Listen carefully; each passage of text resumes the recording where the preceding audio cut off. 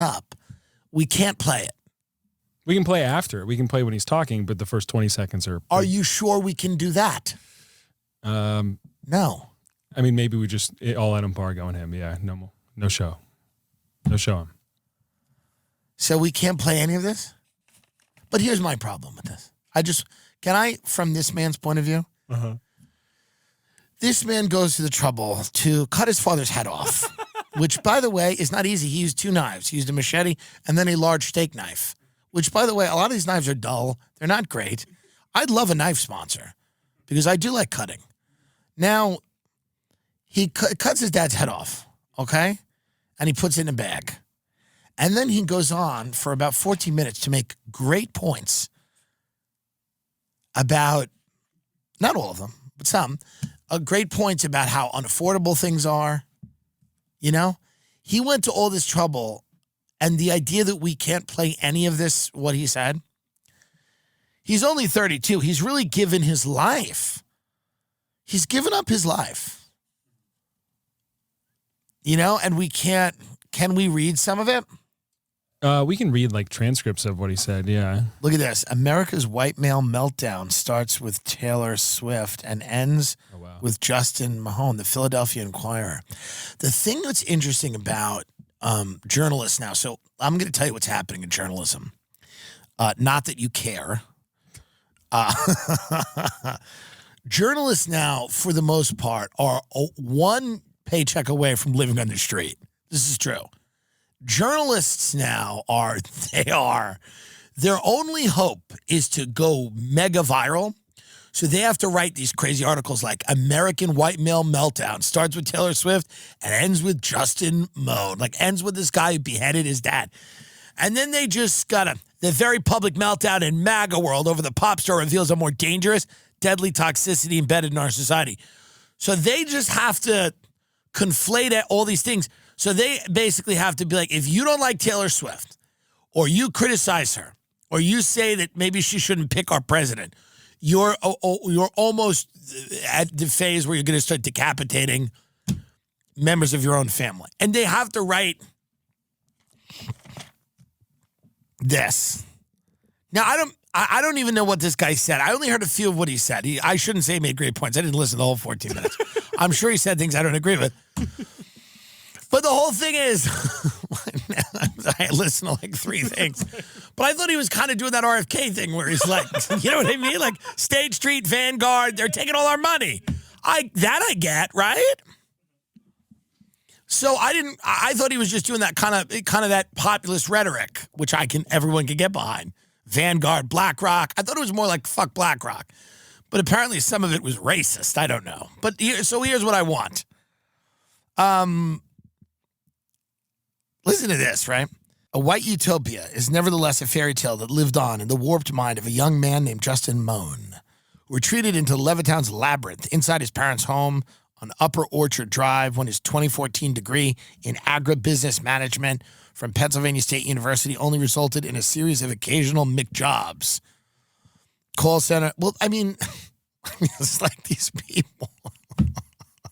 Can the media, by the way, ever not like be cunts? Like, there's nothing that these people, they're all almost dead, the media. They're starving.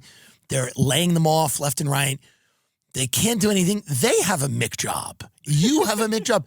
You writing for the Philadelphia Inquirer, that is a McJob.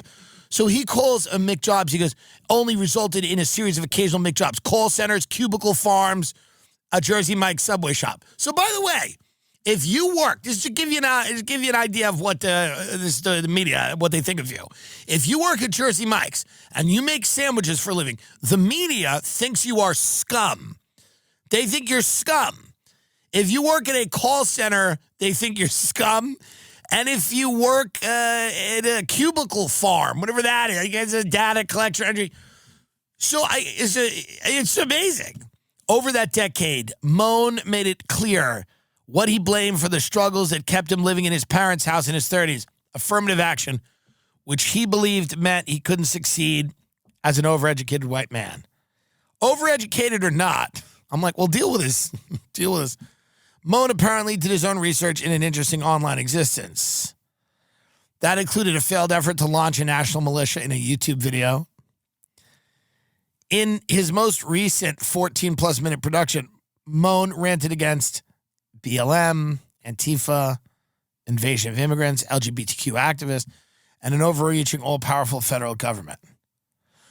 So here's what. So you have schizophrenics are going to do crazy things because they are schizophrenics. My mother was a schizophrenic. She never beheaded anyone, by the way, because I'm not saying that mental illness necessarily provides a justification for evil behavior, but I am saying that when your synapses are firing but they're not quite linking up and you don't have control, you have a mental deficiency and illness, you can get into some bad stuff. And this guy was a psychopath who cut his father's head off.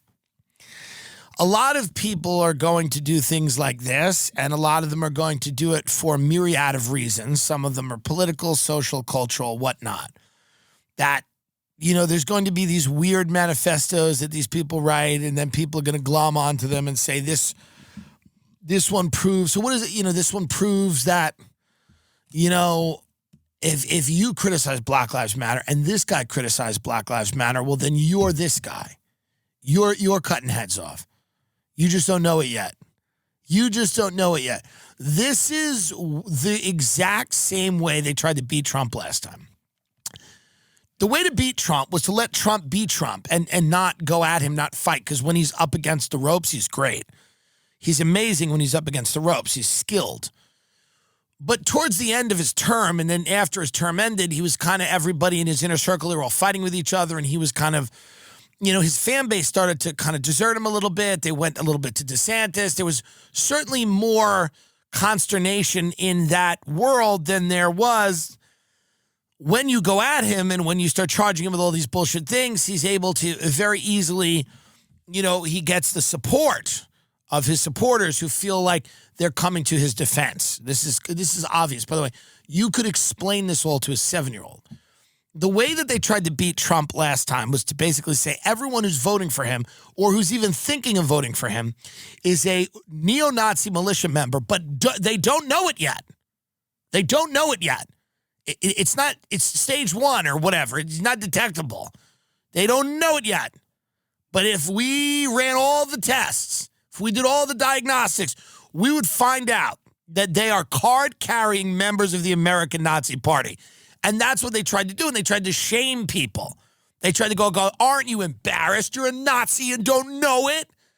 Aren't you ashamed? You're a Nazi white nationalist. You don't even know it. And then people go, no, man, I'm really just concerned about the border. I think the economy's not great. I don't understand 13-year-olds getting, permanent medical operations when they're confused. Maybe they should wait till they get a little older to transition medically to another gen. No! You're a Nazi and you don't know it. And people go, I don't know, man. I don't think so.